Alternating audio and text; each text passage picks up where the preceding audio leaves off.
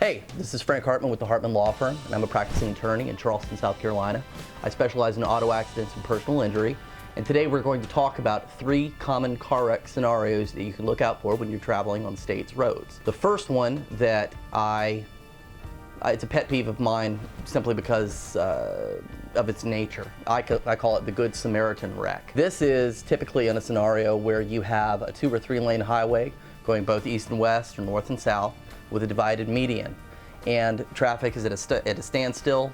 You have someone who's trying to get into the median or possibly make a right or a left turn against traffic. You've got the people that are sitting in the cars waiting at the light, and they're trying to be kind, and they do this number. Come on through.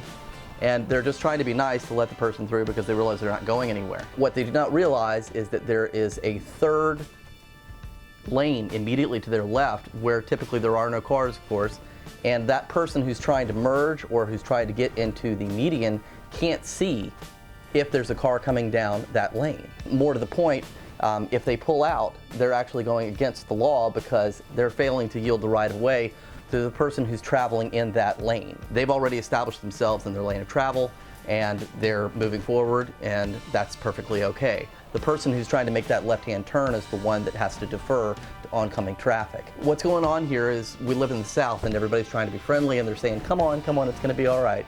Just go ahead and go because I'm stopped anyway.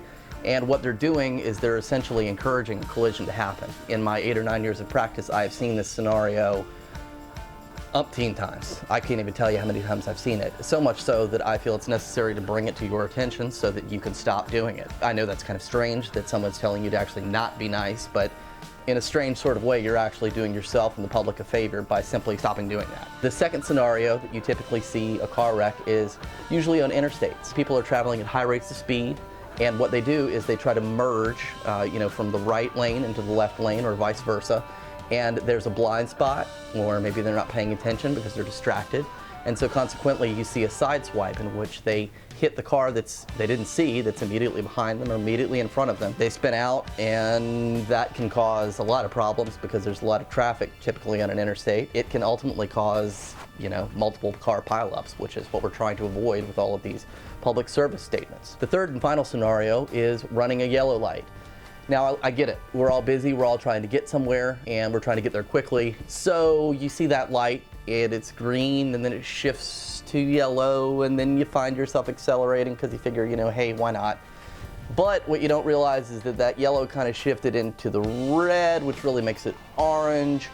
And now you just finished T-boning somebody who thought they were going through a green light, and you're at fault. My point is, if it's yellow, go ahead and stop, just to be on the safe side, err on the side of caution, and prevent a collision. I'm Frank Hartman with the Hartman Law Firm, and today we discussed 3 common scenarios in which I see collisions and/or wrecks.